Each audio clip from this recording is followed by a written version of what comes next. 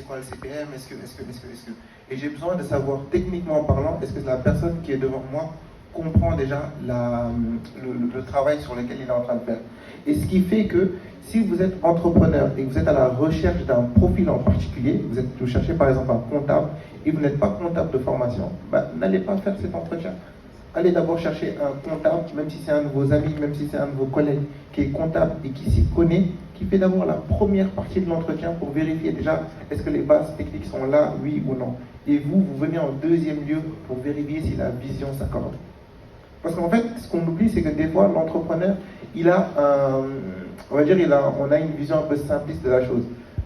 Ok, tu dois juste me faire, par exemple, les salaires à la fin du mois. Ou ok, tu dois juste me faire la comptabilité. Mais dans ma vision d'entrepreneur, je ne me rends pas compte que c'est toute une chaîne, en fait, qui est à l'intérieur de ça. Et si moi-même, je suis, on va dire, inconnu de tout ça, je ne peux même pas, en fait, savoir si le travail, il est bon ou pas. Donc, à partir du moment où si le travail n'est pas bon ou pas, je ne suis pas qualifié pour pouvoir dire si la personne elle est bonne ou pas. Et ça aussi, c'est à l'entrepreneur aussi de pouvoir à un moment avoir l'humilité de savoir que ça, je ne sais pas le faire.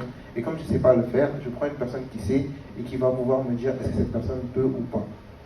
Et c'est pour ça qu'il est important quand on est entrepreneur de s'accompagner des bonnes personnes, des bons mentors, parce qu'on ne peut pas tout faire.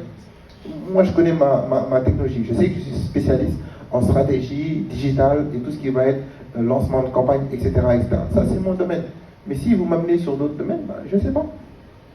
Et ça aussi, il faut vraiment qu'on ait l'humilité de le dire et ça permet aussi de faire gagner du temps. Et c'est ce qui évite en fait le matching que vous avez fait entre Go My Code et trucs. Ou si la personne n'est pas capable de savoir c'est quoi une stratégie digitale, c'est quoi, la personne en fait, tu vas juste avoir l'impression que cette personne travaille, mais finalement qu'elle ne fait rien ou qu'elle ne t'apporte pas plus, mais parce que toi-même tu n'es pas conscient pour pouvoir savoir est-ce que ce travail est bon ou pas.